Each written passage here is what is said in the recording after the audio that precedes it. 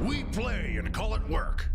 MiniWarGaming Dave here from MiniWarGaming.com. Welcome Wargamers to the unboxing of Dark Imperium, the ultimate Warhammer 40k box set. I'm super excited because of the Death Guard that it contains and also the Primaris Space Marines. I'm able to add them to my Blood Angels. Next up will be the battle report between Death Guard and Primaris Space Marines. I'll have a bat rep with Matt. We're gonna pit these two armies up against each other and see how they fare on the battlefield. Now, let's dive right into the box.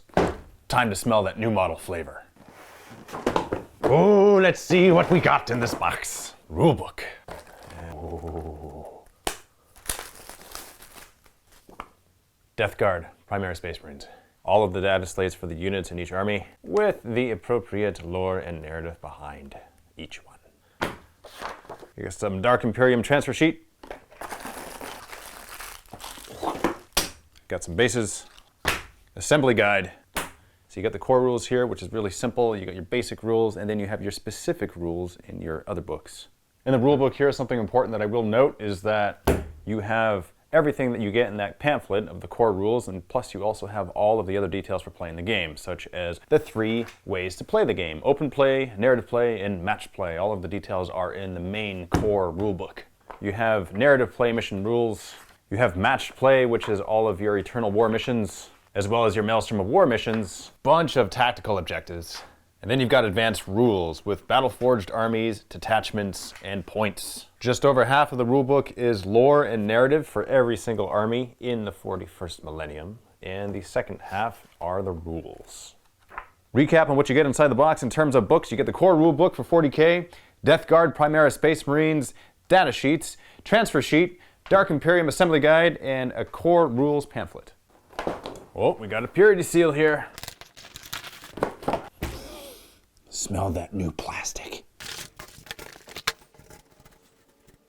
Death Guard, Primaris Space Marines. Let's take a look at the Primaris Space Marines. We'll save the best to last.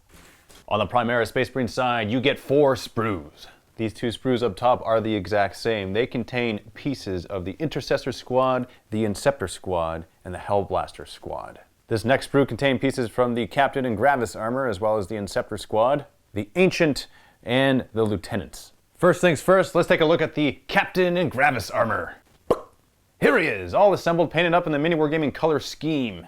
Getting a closer look now at the Captain and Gravis armor. He is power level 8, he is an HQ choice, and he has a higher toughness, I will say this. All the stats are different now in the new edition, so 6 wounds on this dude, 5 attacks, leadership 9. He's got a 3-up save. His Iron Halo gives him a 4-up invuln save, and he has a special rule called the Rites of Battle, which means that any friendly chapter units that are close to him, within 6 inches, they can reroll all hit rolls of 1. He's got a Master Crafted Power Sword, which is Strength User, Strength 4, so it's AP -3, and it's 2 damage for that weapon there. His Bolt Storm Gauntlet is ranged and melee both. The ranged is 12 inch, it's a pistol, type 3, so he gets 3 shots with that. Strength 4, damage 1, and for the melee, it's strength times 2, AP -3, and damage D3. So he does a good amount of damage with that, and he's got some versatilities, which is pretty sweet. I'm excited to include him in my Blood Angels. Next up, let's take a look at the Intercessor Squads. You get 10 total in the box, and they're pretty much a Space Marine, with the exception of they get 2 attacks each. The Intercessor Sergeant gets 3 attacks, and they have 2 wounds apiece, plus they are equipped with a bolt rifle. This bolt rifle is a pretty awesome weapon, 30-inch range, rapid fire 1, strength 4, AP -1. They also have bolt pistols, frag and crack grenades as well as part of their war gear. And these Primaris Space Marines come with 5-man units. The Sergeant on the left does not have a helmet. The Sergeant on the right does have a helmet. Just to show you the size comparison here, here's a regular Terminator compared to one of the Primaris Space Marines. It looks like they're approximately the same height, only the Primaris Space Marine is a little more slender. Just for kicks, going back to the Captain with the Gravis armor, he is taller than a regular Terminator, and he's about the same thickness. So he's just overall bigger. Now it's time to look at the Inceptor Squad. This fast attack choice of Inceptor Squad is a 3-man unit, power level 8, and they move 10 inches. Contains 2 Inceptors and 1 Inceptor Sergeant. Their stats are toughness 5, 2 wounds, 2 attacks each, and each model is equipped with 2 Assault Bolters. Assault bolters are range 18 inches, assault 3, strength 5, AP -1, so that is the same as a heavy bolter with the exception that it's an assault weapon and not a heavy weapon. Their jump packs are so heavy, they're called heavy jump packs. They have a special rule where when you charge, you land within an inch of an enemy unit, you roll a dice, and on the roll of a 6, that unit suffers a mortal wound. Devastating. They also have meteoric descent, which means in deployment, you can actually set them off the table, and then at the end of the first movement phase or subsequent movement phases, whenever one you choose, you can place them on the end of the movement phase, 9 inches away from an enemy model. Next up, we got the Hellblaster Squad. This heavy support choice is 10 power and consists of 4 Hellblasters and 1 Hellblaster Sergeant. Each model is equipped with a plasma incinerator, a bolt pistol, frag, and crack grenades. What is a plasma incinerator, you should ask? Well, it's a 30-inch range, rapid fire 1, strength 7, minus AP 4, and 1 damage. But with that, you have the option to supercharge it, which increases its strength and damage by 1, but if you roll a 1, you're slain. So don't roll a 1.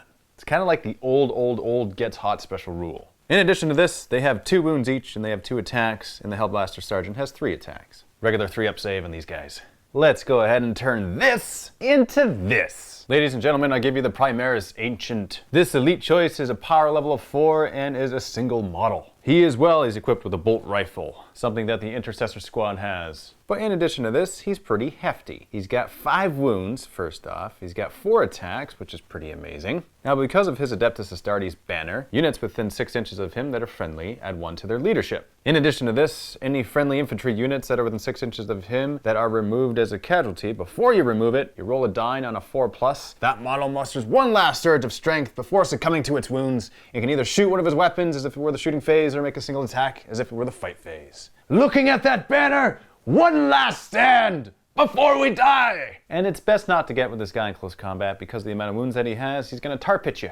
And last but not least, we have Spesh Marine Primaris Lieutenant. These HQ choices are power level 4, and it contains a single Primaris Lieutenant, but it could also include a second Primaris Lieutenant for an additional 4 power. Their weapon skill 2 with skill 3, strength and toughness 4, 5 wounds apiece with 4 attacks, leadership 8, and 3-up save. You got a special rule called Tactical Precision. You can reroll wound rolls of 1 for friendly chapter units within 6 inches of them. During deployment, all lieutenants in the unit must be set up at the same time. However, once the battle has begun, each operates independently and is treated as a separate unit for all rules purposes. War gear consists of an auto bolt rifle, a bolt pistol, frag, and crack grenades. What is an auto bolt rifle, you should ask? Well, it's 24-inch range, assault 2, strength 4, damage 1. Basically, you want these guys around when you want to do better in close combat for their ability to tactically precise wounds. That was not proper English. And that, my friends, is the Primaris Space Marines that you get in the Dark Imperium Ultimate Warhammer 40k box set. Now the moment you've been waiting for. Let's take a look at the Death Guard. And these are the 4 Death Guard Sprues you get as part of the Dark Imperium box set. You got everything here from your Pox Walkers to your Plague Marines, Noxious Blight Bringer, Malignant Plague Caster, Lord of Contagion, and your voted Blight Drone. Let's do the Blight Drone first.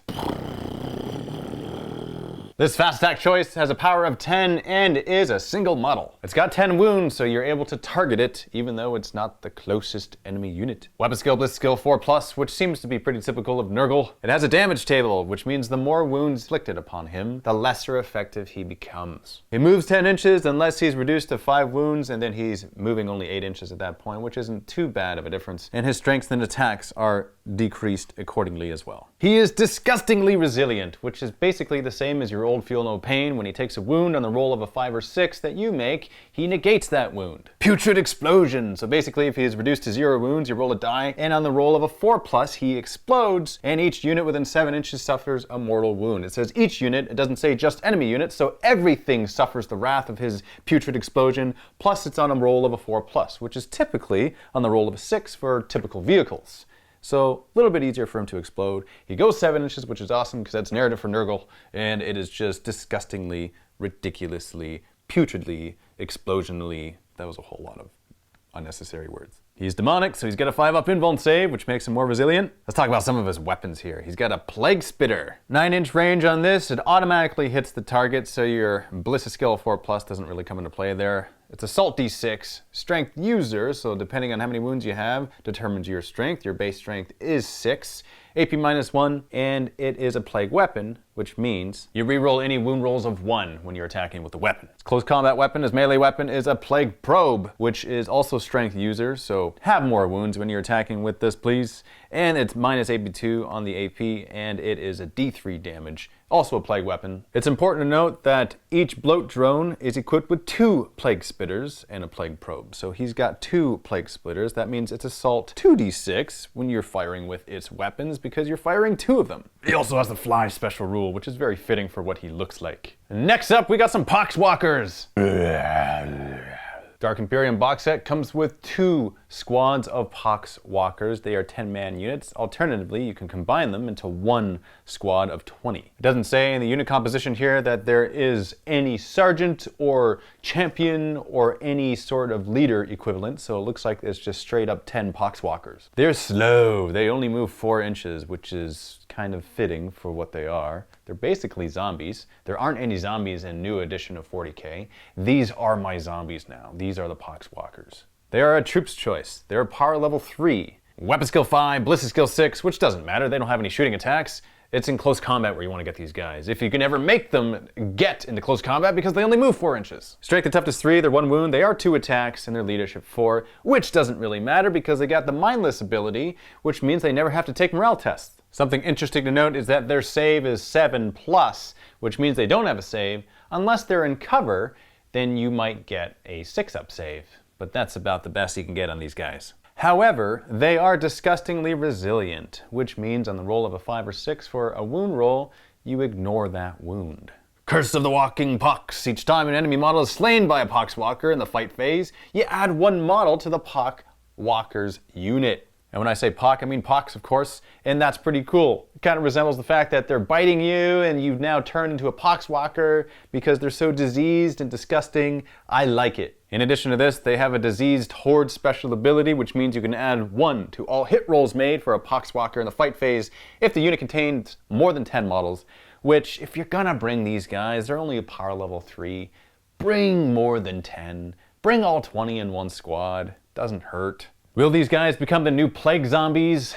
We shall see. I think so, because we got no other options right now. But the models are really, really cool. Is this not what you think of when you see a plague zombie?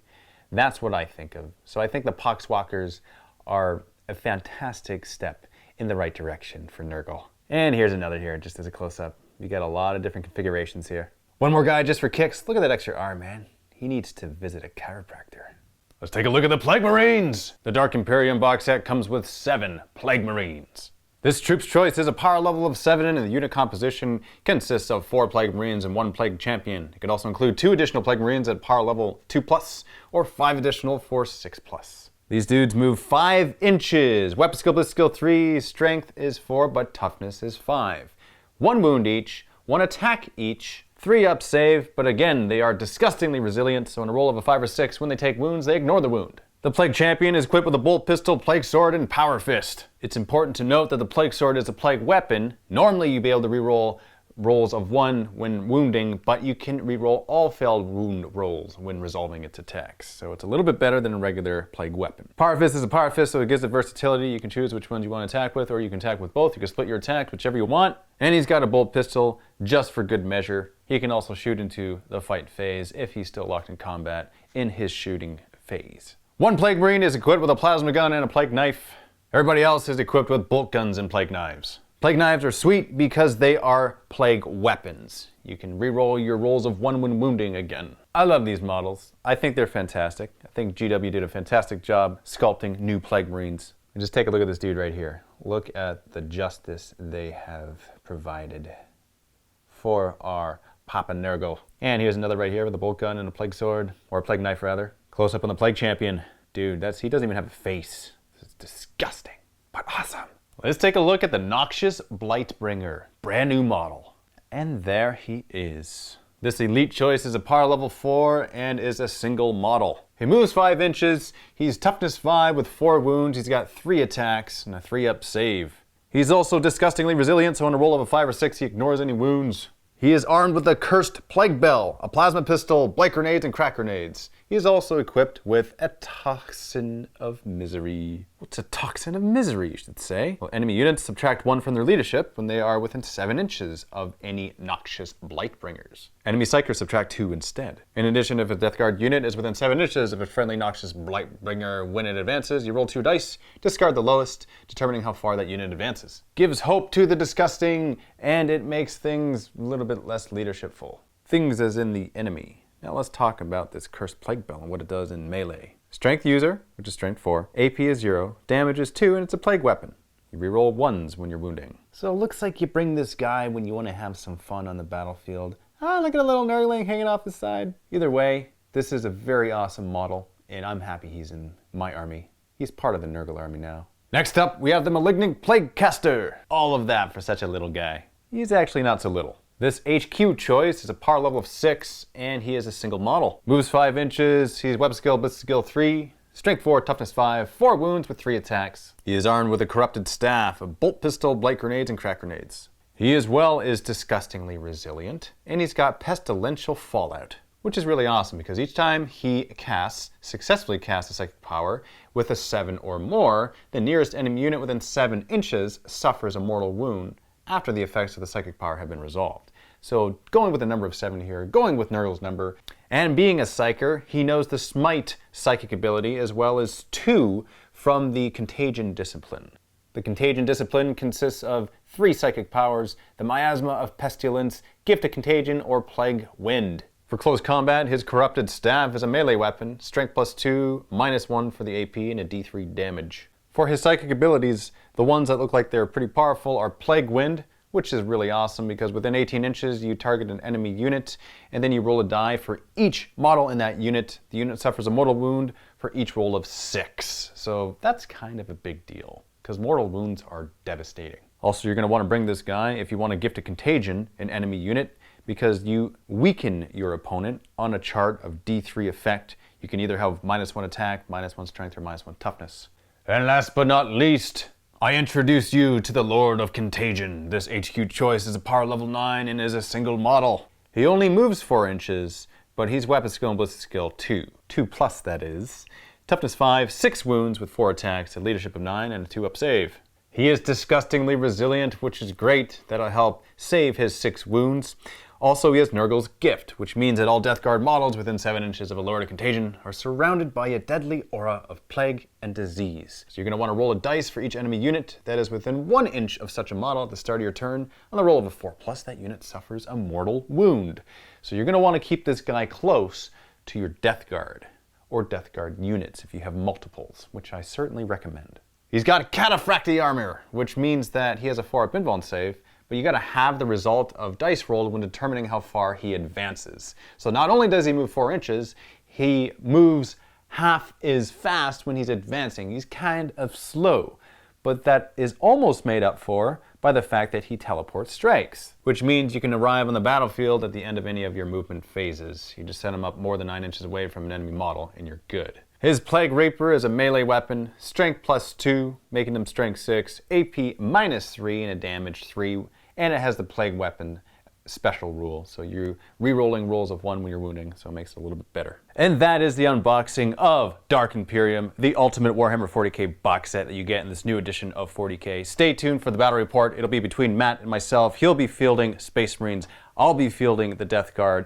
That will be in the link in the video description below if you are a Vault member. If you're not a Vault member, we highly encourage you to click on that link, sign up for a free 7-day trial so that you can see this matchup between the both of us, as well as all of the other content that we are releasing right now with this new edition of 40k. And I forgot to mention one thing, you also get dice in this, which means that you can grab this box set and start playing the game right away. So click on that link below. We're gonna be duking it out. It's gonna be very exciting, and the points aren't exactly balanced, but that doesn't matter. But in terms of like points, don't actually know what the points are. It doesn't matter. Who cares? We're gonna be fighting.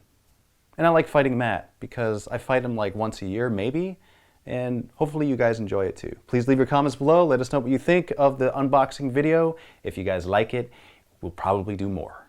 Thank you very much. We'll see you in the next video. Happy wargaming.